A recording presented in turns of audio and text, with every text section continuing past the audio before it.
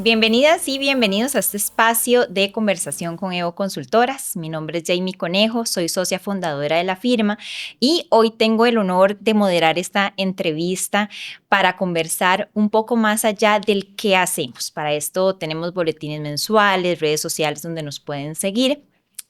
Esta entrevista tiene el propósito de conversar sobre el cómo lo hacemos, específicamente una forma en la cual agregamos valor a través de nuestros servicios de acompañamiento en sostenibilidad.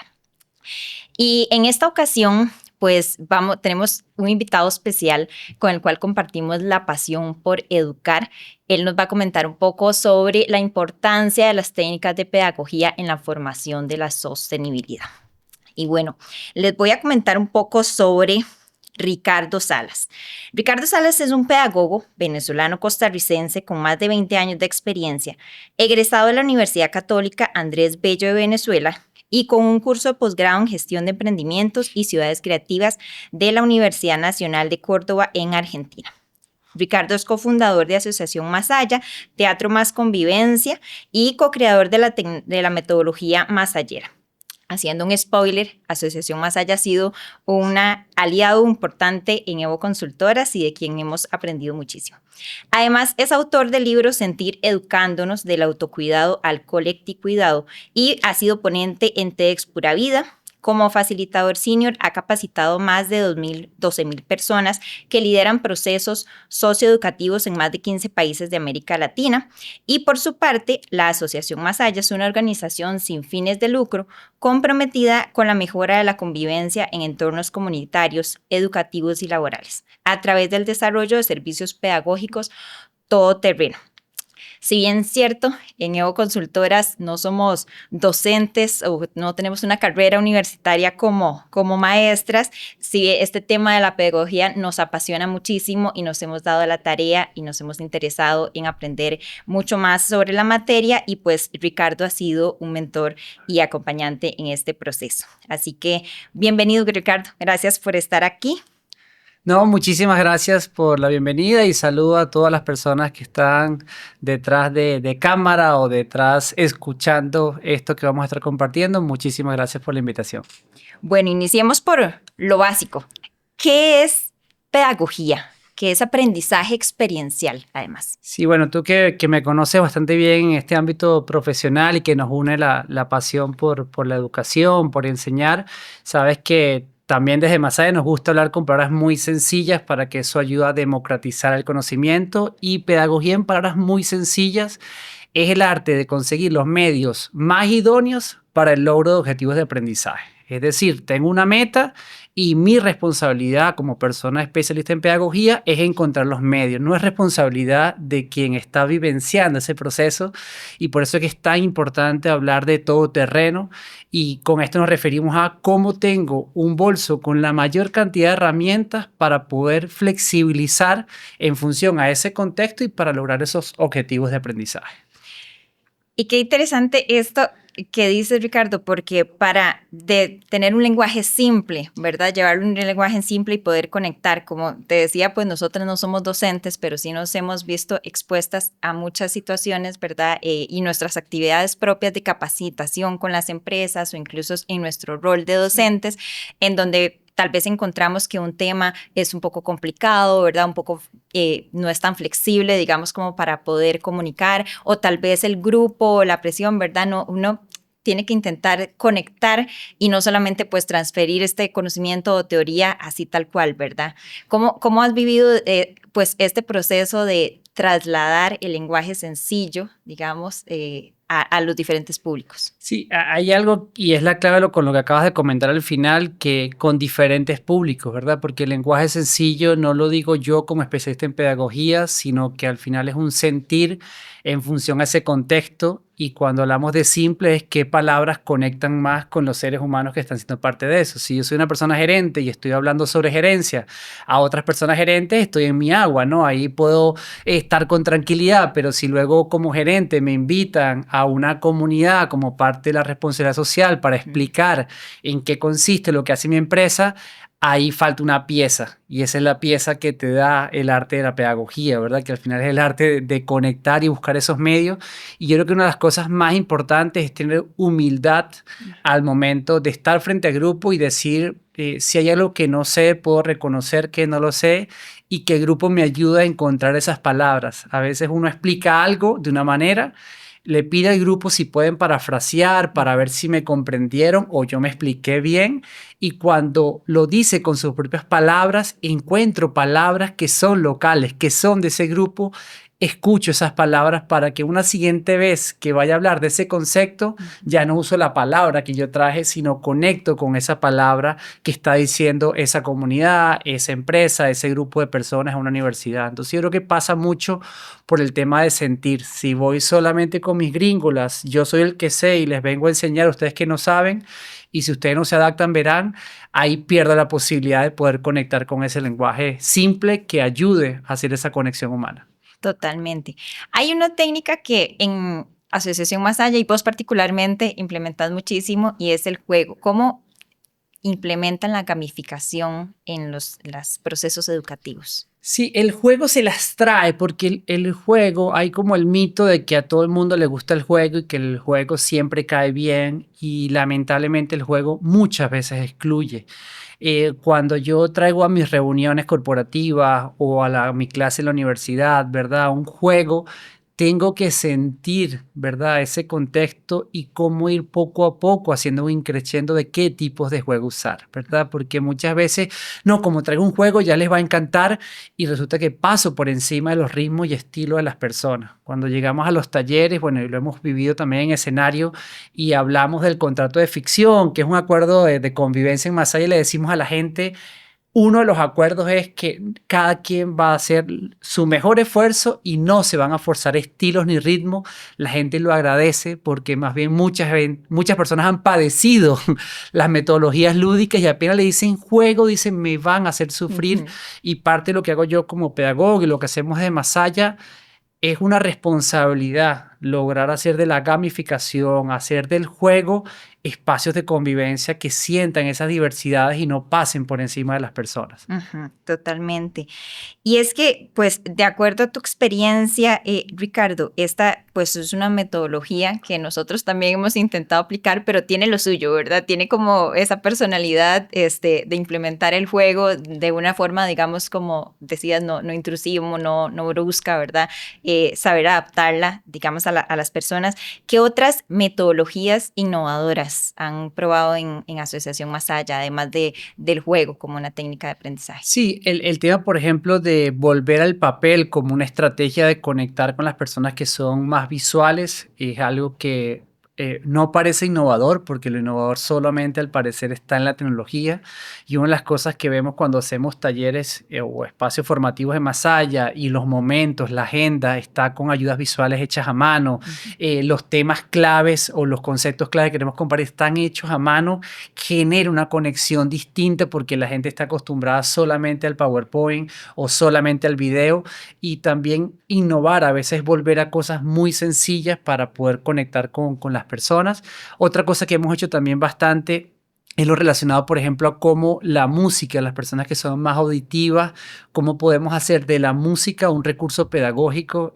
No me acuerdo si fue Hernán, mi compadre, que también trabaja conmigo en Masaya, que dijo como DJ pedagógico, creo que era como también la música en los entornos formativos juega un rol importante y eso aplica tanto para modalidad presencial como también para una videollamada, que cuando las personas lleguen a un webinar de Evo esté sonando una música de fondo mientras se da la bienvenida o si un ejercicio individual. Entonces no solamente es el juego como una sola posibilidad, sino ver cada historia de formación como una historia de teatro, donde no solamente es el personaje que está frente al escenario, sino es la escenografía, es la musicalización, es la iluminación. Creo que son factores a que ayudan a ver como un todo ese proceso de innovación. Me encanta esa mezcla de elementos sensoriales, ¿verdad? Que uno puede, pues, utilizar en ese proceso de enseñanza.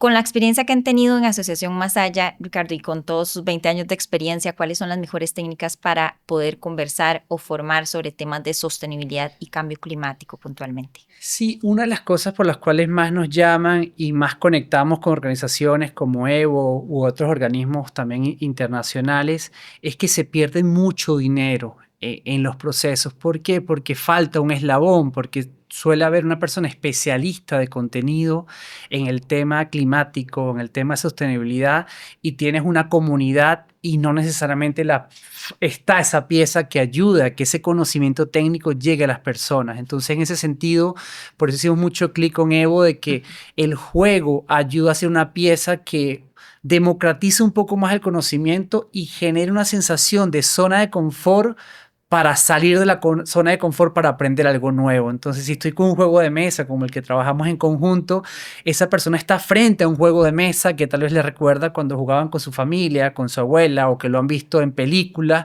y no frente a una PPT que me da un concepto sobre qué es sostenibilidad. Entonces, creo que el juego ayuda mucho como a generar un espacio de distensión, de tranquilidad para que poco a poco se vayan agregando esos términos técnicos. Y ese es el gran reto, ¿verdad? De cómo las organizaciones pueden abrirse a confiar en que el juego es cosa seria si se lleva de una manera profesional y con sentido humano. Totalmente. Hablando también de técnicas innovadoras, Ricardo, ¿qué rol ha tenido toda la metodología de e-learning o nuevas tecnologías digitales para el proceso de formación en distintos temas? Es muy interesante porque en mi caso yo estudié pedagogía del 2000 al 2005 y tenía varias opciones para dónde centrar mi trabajo de pasantía, de la tesis final, y yo decidí llevármelo a la tecnología porque ya yo venía con mucho pasado en temas comunitarios y en temas de teatro, lo estaba viviendo y me fui a lo más lejano a mí. Y ya estaba trabajando entre el 2003 y 2006, estuve trabajando para modalidad virtual con el Ministerio de Educación en Venezuela, con empresas privadas, haciendo CBT, se llamaba en esa época, que eran CDs para que las empresas le dieran y formaran a los trabajadores. Y cuando vengo a Masaya o formamos Masaya, nos fuimos al teatro, solamente el cara a cara es lo importante, es que lo humano, nada como lo humano. Y mi hermano, que es uno de los asesores de Masaya en temas de mercadeo, estaba, métanlo virtual, ustedes lo saben, métanlo virtual. Y fue llegando la pandemia que mi hermano nos dijo, bueno, ¿van ahora sí a hacerlo virtual o no lo van a hacer? Y nos dijo, en 2 semanas tienen que hacer un webinar, vean ustedes cómo resuelven, pero tienen que llevar la metodología masayera.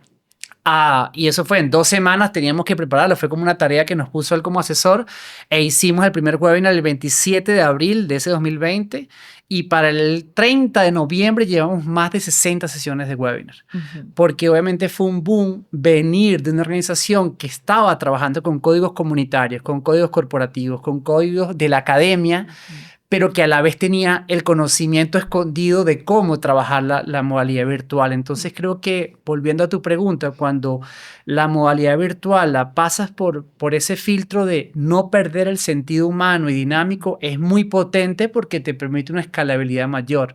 Y si lo puedes combinar, por ejemplo, vamos a hacer un webinar, después hacemos una sesión presencial y después 2 webinars, se puede lograr realmente procesos formativos que generan un impacto, sí y solo si mantienes el recordatorio que son seres humanos y no cajas de Zoom negras las que están detrás de ese proceso o en esa aula virtual donde estés trabajando. Claro, hacer una combinación de las técnicas y realmente no desconectar con el humano que está detrás. Totalmente. De hecho, yo me acuerdo, en 2003 se hablaba, hubo una crisis en el grupo de que estábamos estudiando educación porque se hablaba que con las nuevas tecnologías, en aquella época eran las nuevas, ¿verdad? Las nuevas tecnologías de la información y la comunicación, las personas docentes nos íbamos a quedar sin trabajo. ¿Y para qué seguimos estudiando esto? Y yo creo que muy temprano el sistema o los sistemas de formación se percataron que la combinación es la clave, ¿verdad? De poder hacer sesiones presenciales y también poder combinarlo con modalidad virtual síncrona y con espacios en aula virtual o trabajo síncrono de otras maneras. Siempre en conexión, lo que lo acabas de decir, ¿no? A lo humano. Pasaba mucho en la modalidad en esa época de la pandemia que organizaciones que trabajaban solamente lo virtual, venía una ONG y les decía, bueno, tú que sabes de virtual, ayúdame a pasar esto virtual. Y claro, esa organización tenía las claves de cómo hacerlo virtual, pero no venía con el traje escenario de cómo es una señora, ¿verdad? En Pocosí nos pasó con un proceso con el Ministerio de Cultura que dimos sesiones virtuales y eran pensadas cómo minimizamos la cantidad de clics. Porque para una señora de Pocosí dar 3 clics, me perdiste. Y si es el celular, olvídate. Entonces, porque salía, no, usa Kahoot, no, aquí está ese Mentimeter, y un montón de cosas para hacerlo más innovador, y lo que lo hacían en algunos casos era más terrorífico, porque se olvidaban que esa persona estaba sufriendo nada más el hecho de ponerse frente a una pantalla. Claro, y terminaban apagándote la pantalla porque estaban en tensión Totalmente, pura total. por no saber cómo. O uno mismo ponía más pesada la videollamada, Right. y resulta que había muchas personas. En el caso de los colegios pasó mucho que las familias no estaban preparadas para tener la cantidad de data, o tienen un solo celular para toda la familia. Tienes que pensar en, no tienes, pero es importante pensar en eso, ¿verdad? Y cómo puedo hacer entonces para minimizar la videollamada, o en algunos momentos prendemos cámara y después la apagamos para que tampoco sean solo caja negra. Pero cuando pones como centro que tu intención es conectar con los otros seres humanos, indistintamente hables de sostenibilidad, hables de alineación estratégica, hables de matemática, va a posibilitarse con mayor posibilidad, valga la redundancia, la construcción de nuevos conocimientos. Totalmente. Y ahí creo que regreso a lo que decías al inicio de sentir, ¿verdad? No solamente que me enciendan la cámara para yo sentir que me están poniendo atención, sino realmente sentir cómo están las personas, o tal vez percibir o proyectar, ¿verdad? Cuáles son sus espacios, sus recursos y demás. Totalmente. Y a la vez también nosotros, por ejemplo, damos consejos de cómo poner la cámara para que no se viese toda la sala de la familia, pasar la mamá en ropa interior, ¿verdad? Entonces había docentes que recomendaban poner tal vez un papelógrafo atrás, pegarte hacia la pared, ¿verdad? Cómo ayudar a las personas a hacer ese espacio. Pero lo que no tiene mucho sentido, y yo lo hablo en el libro, que es un delito pedagógico que debería estar tipificado en la ley, que es que pido que prendan cámaras y los tengo 25 minutos compartiendo pantalla en el PPT. Entonces están desperdiciando data, y entonces es una cosa más de ego, de ver que ustedes están ahí como conos de práctica, como si fuese una práctica de fútbol, ¿verdad? No me apaguen la cámara, pero era más bien un tema de control, no de conexión. Entonces creo que esto aplica también para procesos de formación en ámbitos corporativos, ¿verdad?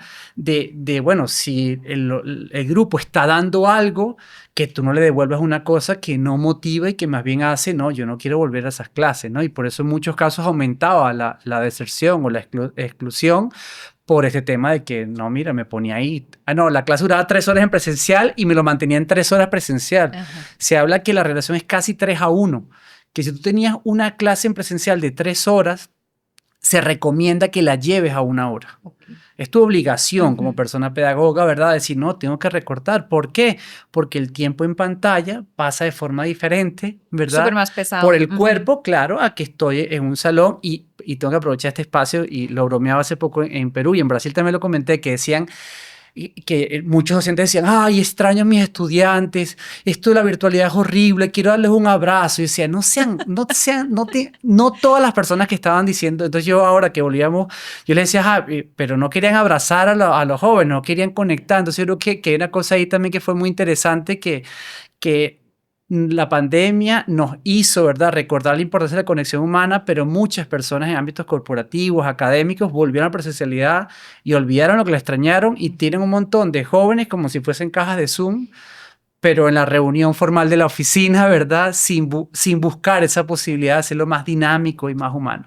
Totalmente. Y bueno, y es que nos pasa no solo en los cursos universitarios, sino también en las capacitaciones con las empresas, ¿verdad? Porque muchas veces son personas que están en su día a día, en la dirección financiera o en temas de mercadeo, en temas de comunicación, y no pueden estar, ¿verdad?, todo el momento con las cámaras encendidas. Entonces, creo que es totalmente, ¿verdad? Lo que decís, ir encontrando tal vez esos momentos claves donde si te estoy comunicando algo solamente yo, no tenés que estarme viendo, pero si se va a generar alguna interacción, pues en ese momento sí invitar a encender cámaras dentro de un espacio seguro, ¿verdad? Y dando pues las recomendaciones. Totalmente.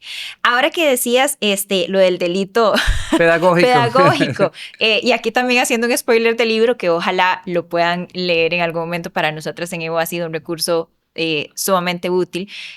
¿Cuáles son tal vez esos errores que conversaste en el libro y que has tenido en tu experiencia, errores o desafíos a la hora de enseñar sostenibilidad, cambio climático o estos temas? Anteriormente nos decías, ¿verdad? Por ejemplo, si solamente poner una diapositiva, ir conversando sobre eso sin incluir nada, pero ¿qué otros desafíos, delitos pueden Sí. haber en esta materia? Yo creo que otro, y es muy común, es no prestarle atención al ambiente como cofacilitador, ¿verdad? Es decir, que sobre todo para quienes trabajamos en el ámbito de dar talleres y personas que nos están escuchando, viendo, trabajan en eso, es distinto una persona educadora que está con 30 grupos a la semana y trabaja en 3 colegios, ¿verdad? A una persona que da 2, 3 talleres a la semana. Nosotros en Masaya decimos, hay que llegar 1 hora antes, ¿verdad? Hay que llegar y sobre todo si no conoces el espacio para preparar ese lugar, ¿verdad? Porque muchas veces el reto que tenemos quienes damos talleres es que llegamos a grupos nuevos, no trabajamos por un año con un grupo.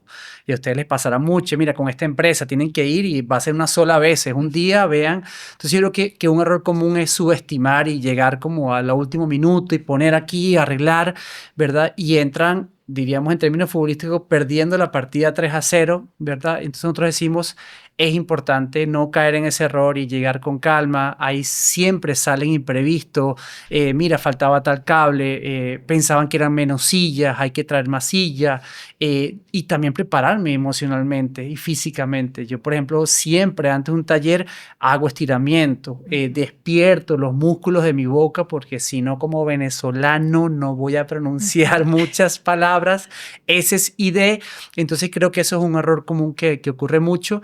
Y entre más retador sé que va a ser el tema, por ejemplo, temas técnicos sobre temas ambientales, ¿verdad? Con un grupo de una comunidad donde la mayoría no sabe leer y escribir, cobra más sentido ese espacio, que cuando las personas entren está la herradura formada, hay musiquita de fondo, hay un cartel de bienvenida, ahí ya estoy invirtiendo energía y tiempo que va a tener un retorno de inversión, ¿verdad? Y que se me va a devolver. Y cuando hay un participante, cuando hay tu retadora, la señora, el señor de la, mira que nos recibieron hasta con musiquita, déjala quieta, ¿verdad? Ayuda, ¿verdad? Pero si llego como si nada y a veces llego hasta tarde y el grupo ya estaba ahí, no puedo esperar de vuelta, ¿verdad? Que haya un ambiente favorable para poder aprender colectivamente.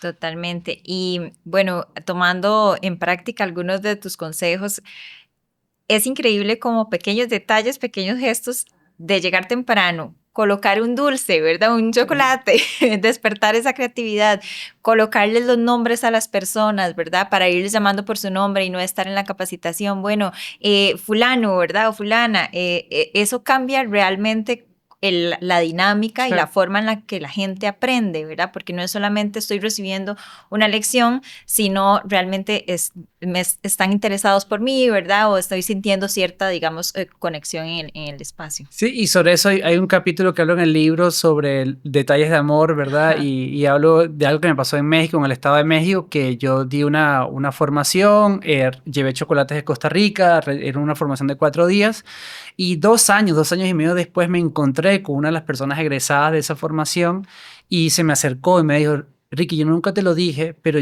me llevaron obligado a esa formación y yo estaba súper de mal humor. Pero a mí no se me olvida el chocolate de tapita que me llevaste y me diste, a mí me cambió. Y se acordó 2 años y medio después. Entonces creo que este tema de esos detalles, nosotros en Masaya le llamamos detalles de amor, porque al final educar es un acto de amor, ¿verdad? Muchas personas facilitadoras dicen, no, es que si me pongo muy cariñoso, se me monta el grupo encima. Bueno, puede ser. Lo que yo creo es que hace poco vi un poema en Brasil que hablaba de que el amor, a pesar de sus efectos colaterales, es el mejor camino.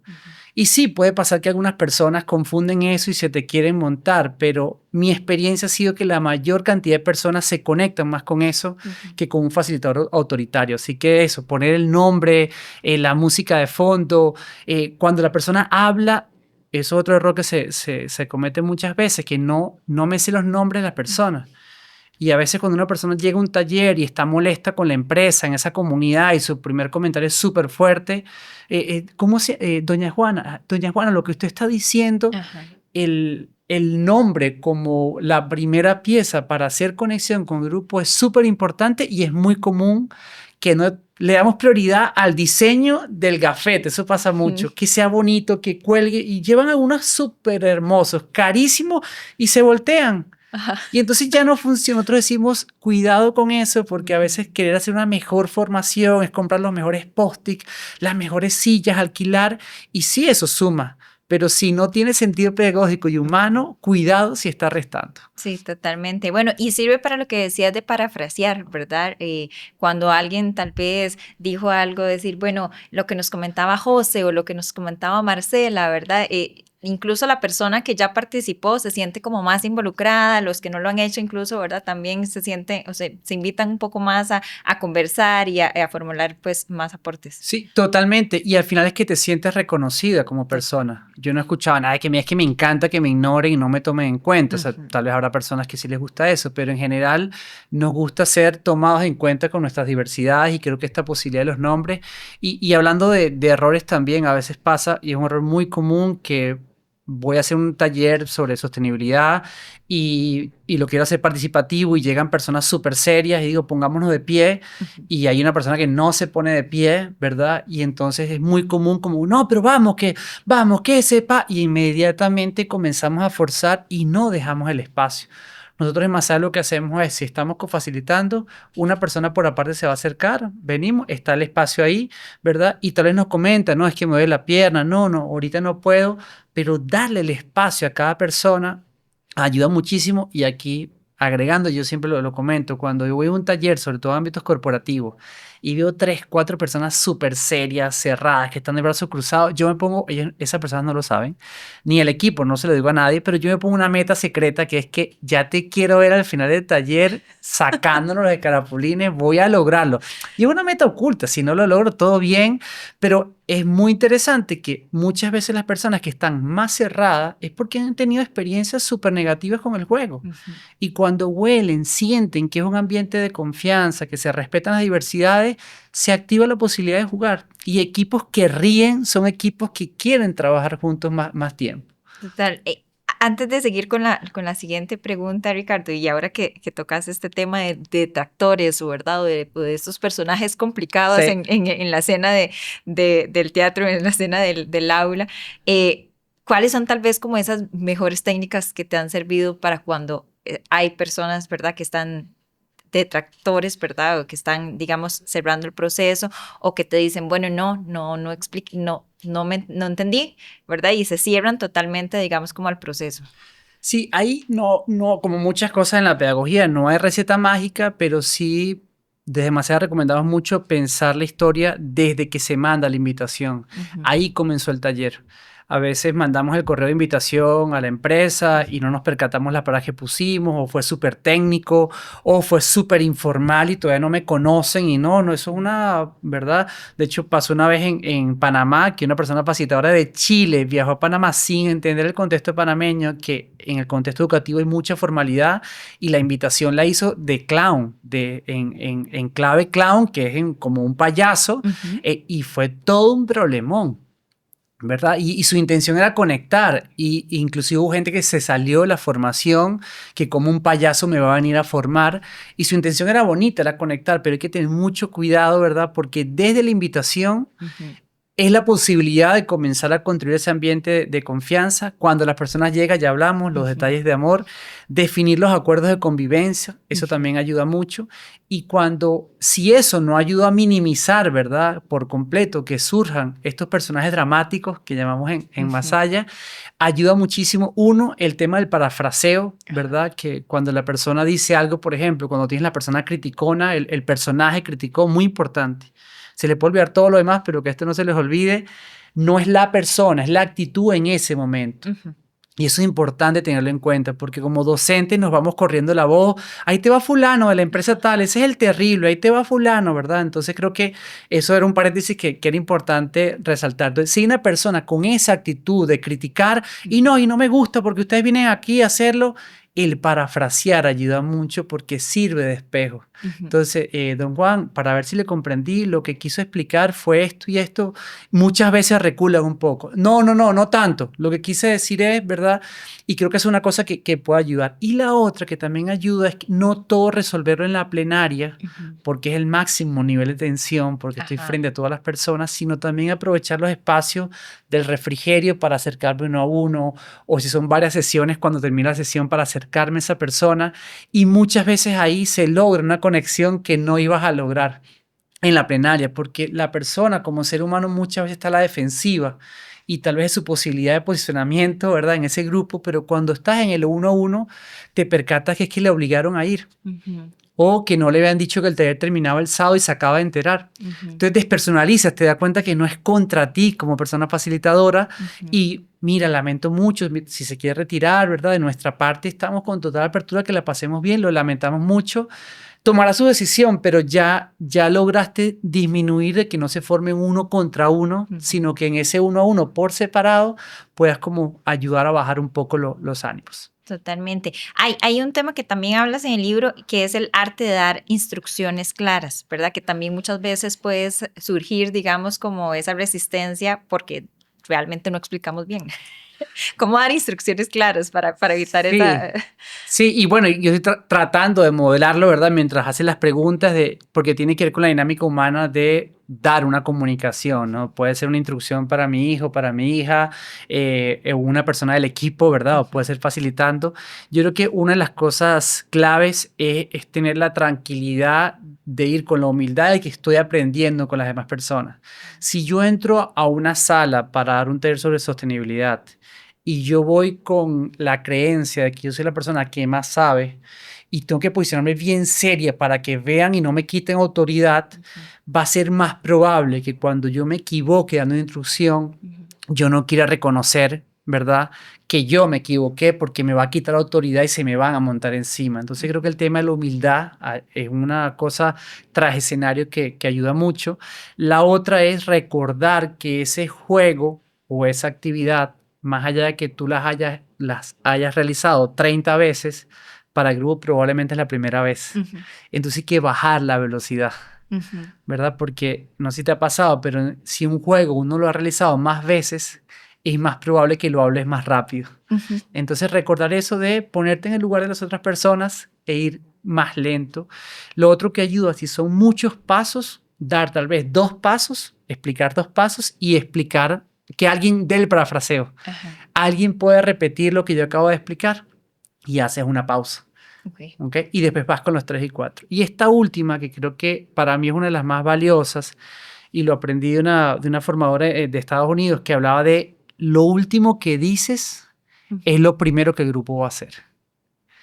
Voy a darte un ejemplo que ocurre muchas veces. Voy a hacer una actividad en subgrupos, ¿verdad? Yo lo que tengo en mi plan es que voy a formar subgrupos y a él les voy a hacer una pregunta para que dialoguen. Esa es mi actividad. Te pasa mucho que yo doy el spoiler de lo que voy a hacer. Bueno, queridas personas participantes, lo que vamos a hacer ahora es que nos vamos a poner de pie. Luego yo les voy a pedir que formen subgrupos y cuando formen los subgrupos les voy a dar esta pregunta que... Entonces, claro, 1, quité la sorpresa de lo que venía y 2... cierro diciendo, ¿entendieron? Y mucha gente por pena dice, sí, hagan. ¿Cómo es que se hace? ¿Qué es lo que tiene que hacer? Entonces, si voy a hacer esa actividad, yo digo, pongámonos de pie. Eso fue lo último que dije. Es lo primero que el grupo va a hacer. Se ponen de pie. ¿Okay? Ahora voy a contar, no sé, por animales, voy a dar 3 animales, ¿verdad? Levanten la mano. ¿Dónde están los leones y leonas? Aquí. ¿Dónde están elefantes? Aquí. Confirmo. ¿Okay? Ahora, elefantes por allá, leones por acá y espero que se agrupen. Muchas veces no han terminado de agruparse y ya estamos dando la siguiente instrucción. Espero que se sienten en los subgrupos. Ahora sí, lo que van a hacer es, y esta es la pregunta. Entonces creo que eso también ayuda mucho como para el autocuidado también de la persona facilitadora, porque cuando lo hago con pausa, mientras se están organizando los leones, los elefantes, repaso la planificación, tomo un poquito de agua, respiro, no me hiperventilo, ¿verdad? Entonces es un ganar-ganar, no solamente para que el grupo comprenda más, sino también para estar con mayor tranquilidad. Sí, no estar haciendo el ejercicio con todos diciendo, no entendí. Exactamente. O me repite y uno... No, y muchas veces inclusive le echamos la culpa al grupo, ¿no? Que exacto. Después que no, bueno, pero no usted está como, es que tiene que concentrarse y eso para algunas personas no le prestan atención, pero para otros podemos detonar personajes dramáticos. Total. Me estás atacando a mí, yo no fui. Y eso no ayuda, ¿verdad? A esa conexión de ese grupo. Totalmente. Ricky, hablando sobre la experiencia conjunta de Evo Masaya, Para quienes no conocen, pues junto a Asociación Más Allá ya hemos desarrollado un proyecto conjunto, apoyado y financiado por la Agencia de Cooperación Alemana, y en esta experiencia pues nos permitió construir un currículum empresarial de sensibilización y de formación para el desarrollo sostenible, enfocado en lo que era biodiversidad y cambio climático, y era dirigido a trabajadores de finca, es decir, a una empresa de agroexportadora, en la que había que capacitar a todas las personas, administrativos, gerencias y trabajadores de finca. En este proceso de formación o de crear un currículum empresarial, pues tuvimos que coordinar empresa privada, agencia de cooperación, ¿verdad? Y esto puede ser todo un desafío, hacer esta coordinación. Si nos puedes hablar un poco de cómo fue ese detrás de bambalinas, ese desafío de coordinar todas las diferentes entidades y llevar pues este currículo de formación de la mejor manera al público. Sí, yo creo que esta experiencia que tuvimos, lo humano, y perdón que sea tan repetitivo, no se vayan del podcast porque yo dije tantas veces lo humano, creo que lo humano fue fundamental porque podía ser el caldo de cultivo para que saliera mal, ¿verdad? Si cada quien se ponía desde sus egos, podía ser más bien una detonación y que no surgiera algo bonito porque eran 4 organizaciones, ¿verdad?, que estaban ahí conectadas. Entonces creo que eso como un primer punto tras bambalinas fue fundamental. La apertura del equipo a enseñar a aprender fue vital. Lo otro que fue clave es que en todo proceso de diseño instruccional, o también llamado diseño curricular o diseño de un juego de mesa, que fue este caso, se tiene que tener claridad de los roles y eso estuvo muy marcado desde el inicio, ¿verdad? Evo estaban como especialistas de contenido, ¿verdad? Con el apoyo de Cooperación Alemana. Masa estaba en la parte de diseño instruccional y la parte de diseño gráfico con apoyo de los otros 2 grupos. Entonces creo que eso ayudó mucho, de que Masaya nunca vino a jugar de que sabía de sostenibilidad, ¿verdad? Ni Evo de somos las mejores en pedagogía, pero a la vez tampoco de no tengo la capacidad de preguntarte algo que estamos teniendo duda. Entonces ese diálogo fue muy importante porque de pronto había una palabra que decíamos, mira, esta palabra primera vez que aparece, ¿por qué? O ustedes nos devolvían una pregunta, ¿por qué la instrucción es así? Mira, es verdad, se percataron de esto y no nos habíamos dado cuenta. Entonces creo que el tema de la humildad, la definición de rol es muy claro, pero a la vez la humildad de poder dialogar fue vital, ¿verdad? Creo que otra cosa que ayudó a tras bambalinas fue la importancia del pilotaje, ¿verdad? Que muchas veces se trabaja en los escritorios súper creativos, ¿verdad? Y nos desconectamos del campo. Entonces aquí fue muy rápido, literalmente muy rápido, teníamos poco tiempo. Desde ustedes habían hecho un avance maravilloso, ya mira, para acá va, tienen inclusive prototipos, nos lo imaginamos así. Entonces también nosotros recibimos como un bebé ya muy definido, pero no limitante, y eso ayudó muchísimo.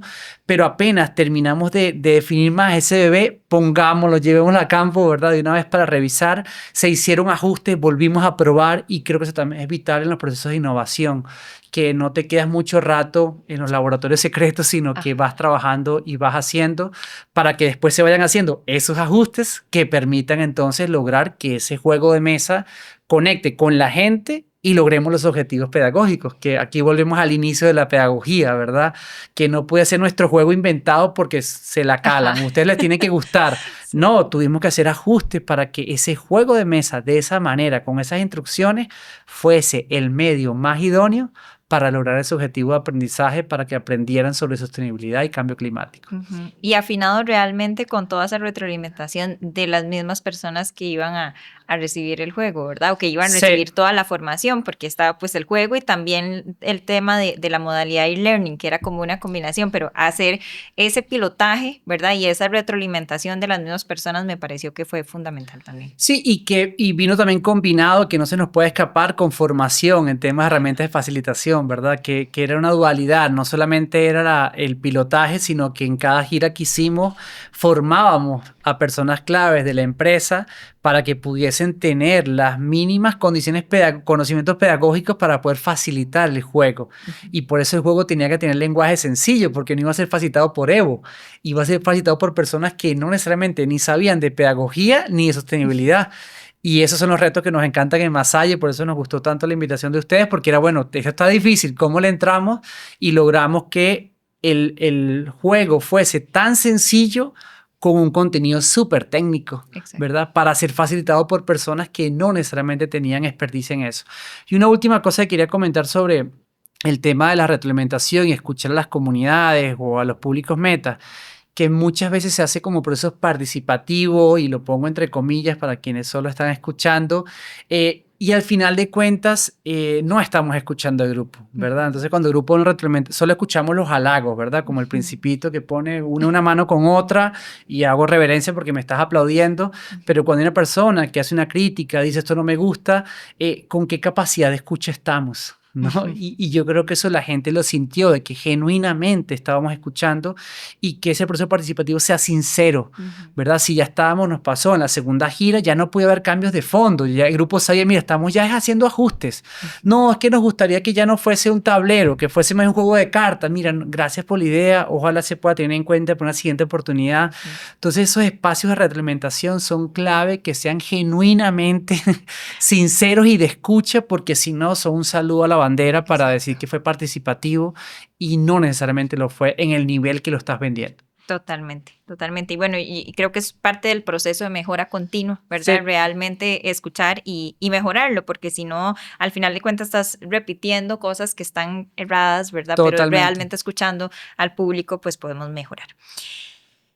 Rick, para finalizar, ¿qué recomendaciones tenés para todas esas organizaciones o profesionales de hoy en día que están yendo a organizaciones o incluso a nivel individual, que están formando sobre sostenibilidad, biodiversidad, cambio climático, derechos humanos, todo lo que tenga que ver, digamos, con el desarrollo sostenible?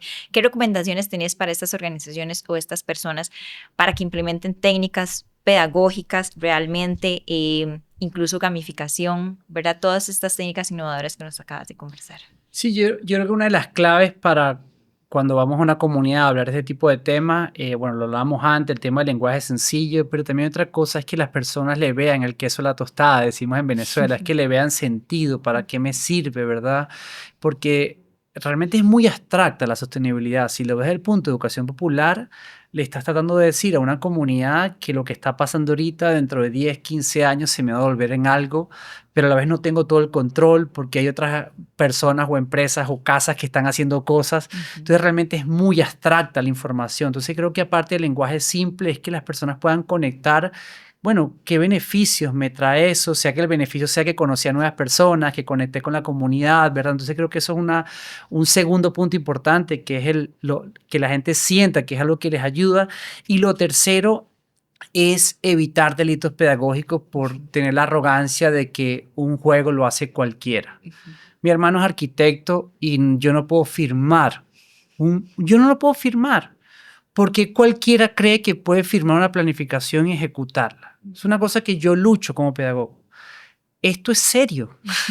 Esto es serio. Entonces, en ingeniería, en abogacía, entonces en otras disciplinas, no, pero una buena, cualquiera lo hace. Entonces, aquí creo que también un tema de humildad, decir, es importante asesorarnos como empresas, organizaciones que sepan hacerlo, buscar, aprender, ir probando, pero tener esa humildad, ¿verdad? Porque si no, lo que están haciendo es perder un montón de dinero, porque lamentablemente es eso, y lo más grave aún, generamos una incidencia menor en lo que respecta a sostenibilidad.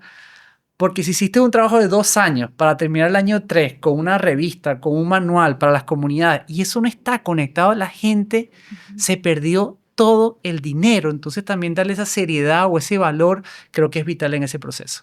Totalmente, el proceso de transferencia de conocimiento, ¿verdad? Sí. Realmente de sentido, con conexión, entendiendo al público, ¿verdad? Es pues la clave. Totalmente, totalmente. Rick, muchísimas gracias. Estamos muy agradecidas de compartir este espacio con vos y con Asociación Más Allá por acompañarnos, ser aliados y mentores en este proceso de educarnos. Como decías, es fundamental. Yo creo que no lo hace cualquiera. Hay que aprender, hay que tener la humildad. No somos docentes ni maestras de profesión y pues bueno, aquí vamos en el camino aprendiendo de los mejores. Así que muchísimas gracias por compartir todo este espacio con nosotros.